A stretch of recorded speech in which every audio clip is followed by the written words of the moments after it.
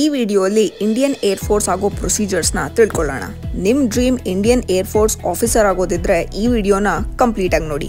ಈ ವಿಡಿಯೋಲಿ Indian air force officer ಕೆಲಸ ಏನಿರುತ್ತೆ, ಇಂಡಿಯನ್ ಏರ್ ಫೋರ್ಸ್ ಜಾಯಿನ್ ಆಗೋಕ್ಕೆ ಪ್ರಾಸೆಸ್ ಏನು, ಎಜುಕೇಶನ್ ಕ್ವಾಲಿಫಿಕೇಶನ್ಸ್ ಏನೇನಿರಬೇಕು, ಯಾವ್ಯಾವ ಎಕ್ಸಾಮ್ಸ್ ನ ಕ್ಲಿಯರ್ ಮಾಡಬೇಕು, ಏಜ್ ಮತ್ತೆ ಹೈಟ್ ರಿಕ್ವೈರ್ಮೆಂಟ್ಸ್ ಏನಿರುತ್ತೆ, ಕೊನೆಯಲ್ಲಿ ಸ್ಯಾಲರಿ ಎಷ್ಟು ಸಿಗುತ್ತೆ. ಈಗ ಒಂದೊಂದಾಗೆ ಡೀಟೇಲ್ ಆಗಿ ನೋಡೋಣ. ಮೇನ್ ಆಗಿ ಇಂಡಿಯನ್ ಏರ್ ಫೋರ್ಸ್ ಆಫೀಸರ್ಸ್ ಕೆಲಸ ಏನು ಅಂದ್ರೆ, ನಮ್ಮ ಇಂಡಿಯನ್ ಏರ್ ಸ್ಪೇಸ್ ನ ಪ್ರೊಟೆಕ್ಟ್ ಮಾಡೋ ರೆಸ್ಪಾನ್ಸಿಬಿಲಿಟಿ ಇವ್ರ ಕೈಲಿರುತ್ತೆ. ನಮ್ಮ ಇಂಡಿಯನ್ ಆರ್ಮಿ ಆಫೀಸರ್ಸ್ ನಮ್ಮ ಬಾರ್ಡರ್ಸ್ ನ ಹೆಂಗೆ ಪ್ರೊಟೆಕ್ಟ್ ಮಾಡ್ತಾರೆ ಕೆಳಗಡೆ, ಆಮೇಲೆ ನಮ್ಮ navy officers Indian water bodies ನ ಹೆಂಗೆ ಪ್ರೊಟೆಕ್ಟ್ ಮಾಡ್ತಾರೆ, ಅದೇ ತರನೇ ನಮ್ಮ ಇಂಡಿಯನ್ ಏರ್ ಫೋರ್ಸ್ ಆಫೀಸರ್ಸ್ ಮೇಲ್ಗಡೆಯಿಂದ ನಮ್ಮ ಮೇಲೆ ಯಾರಾದ್ರೂ ಏರ್ ಅಟ್ಯಾಕ್ಸ್ ಗಳನ್ನ ಮಾಡಿದ್ರೆ ಅದರಿಂದ ನಮ್ಮನ್ನ ಪ್ರೊಟೆಕ್ಟ್ ಮಾಡೋ ಕೆಲಸನ ಮಾಡ್ತಾರೆ. ಈಗ next Indian air force join ಆಗೋದು ಹೆಂಗೆ, ಅದು ಪ್ರೊಸೀಜರ್ ಏನು ಅಂತ ತಿಳ್ಕೊಳ್ಳೋಣ. ಇಂಡಿಯನ್ ಏರ್ ಫೋರ್ಸ್ ಅಲ್ಲಿ ಪೈಲಟ್ ಆಗಿ ಸೇರ್ಕೊಳ್ಳೋದಕ್ಕೆ 4 ದಾರಿಗಳಿದೆ. NDA, CDSC, Agnipath scheme, NCC. 12th standard ಆದ್ಮೇಲೆ ಈ ಎಕ್ಸಾಮ್ಸ್ ನ ತಗೋಬಹುದು. ಆದ್ರೆ ಅಗ್ನಿಪಥ್ ಸ್ಕೀಮ್ ಮಾತ್ರ 10th ಸ್ಟ್ಯಾಂಡರ್ಡ್ ಆದ್ಮೇಲೆ ಅಪ್ಲೈ ಮಾಡಬಹುದು. 10th ಸ್ಟ್ಯಾಂಡರ್ಡ್ ಮುಗಿಸ್ಕೊಂಡೆ ಈ ಸ್ಕೀಮ್ಗೆ ಹೋದವ್ರಿಗೆ ಟ್ರೈನಿಂಗ್ ಕಂಪ್ಲೀಟ್ ಆದ್ಮೇಲೆ 12th ಸ್ಟ್ಯಾಂಡರ್ಡ್ ಈಕ್ವಿವೆಲೆಂಟ್ ಆಗಿರೋ ಸರ್ಟಿಫಿಕೇಟ್ ಕೊಡ್ತಾರೆ. ಈ ಸ್ಕೀಮ್ ಅಲ್ಲಿ ಜಾಯಿನ್ ಆಗೋರು ಟೆಂಪರರಿ ಪೀರಿಯಡ್ ಅಲ್ಲಿ ಇರ್ತಾರೆ. ಇದನ್ನ ಮುಂದೆ ವಿಡಿಯೋ ಅಲ್ಲಿ ಕ್ಲಿಯರ್ ಆಗಿ ಎಕ್ಸ್ಪ್ಲೇನ್ ಮಾಡಿದೀನಿ. ಈಗ ಒಂದೊಂದಾಗೆ ಡೀಟೇಲ್ ಆಗಿ ನೋಡೋಣ. ಫಸ್ಟ್ ಒನ್ ಬಂದು NDA, national defence academy exam ನ ಪಾಸ್ ಮಾಡಬೇಕು. ಈ ಎಕ್ಸಾಮ್ ನ UPSC, union public service commission ಅವರು ಕಂಡಕ್ಟ್ ಮಾಡಿಸ್ತಾರೆ. ಈ ಎಕ್ಸಾಮ್ ನ ಕ್ಲಿಯರ್ ಮಾಡಾದ್ಮೇಲೆ ಆ ಕ್ಯಾಂಡಿಡೇಟ್ಸ್ಗೆ 3 ವರ್ಷ ಫ್ಲೈಯಿಂಗ್ ಟ್ರೈನಿಂಗ್ ನ ಕೊಡ್ತಾರೆ.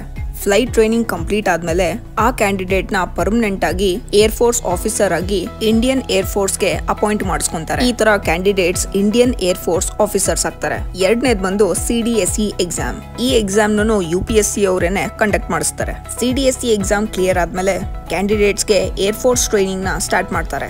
ಸಕ್ಸಸ್ಫುಲ್ ಆಗಿ ಟ್ರೈನಿಂಗ್ ಕಂಪ್ಲೀಟ್ ಆದ್ಮೇಲೆ ಕ್ಯಾಂಡಿಡೇಟ್ ಇಂಡಿಯನ್ ಏರ್ ಫೋರ್ಸ್ ನ ಜಾಯಿನ್ ಆಗ್ಬೋದು. ಮೂರನೇದ್ ಬಂದು ಅಗ್ನಿಪಥ್ ಯೋಜನಾ.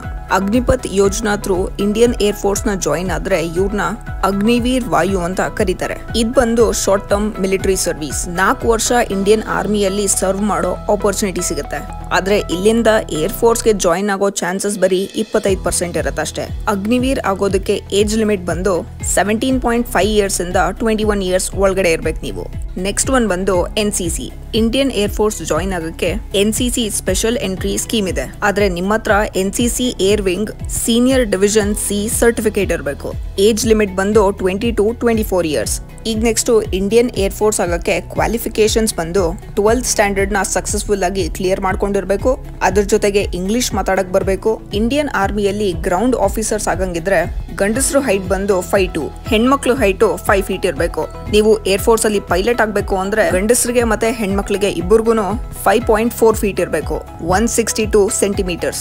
ಅದ್ರ ಜೊತೆಗೆ ಐಸೈಟ್ ಪರ್ಫೆಕ್ಟ್ ಆಗಿರ್ಬೇಕು. ಕಂಪ್ಲೀಟ್ ಬಾಡಿ ಮೆಡಿಕಲ್ ಎಕ್ಸಾಮಿನೇಷನ್ ಮಾಡ್ತಾರೆ. ಮೆಂಟಲಿ ಫಿಸಿಕಲಿ ಫಿಟ್ ಇರಬೇಕು. ಇಂಡಿಯನ್ ಏರ್ ಫೋರ್ಸ್ ಪೈಲಟ್ ನ ಸ್ಯಾಲರಿ ಬಂದು AFCAT ವೆಬ್ಸೈಟ್ ಪ್ರಕಾರ ಸ್ಟಾರ್ಟಿಂಗ್ ಅಲ್ಲಿ 56,000 ಇರುತ್ತೆ.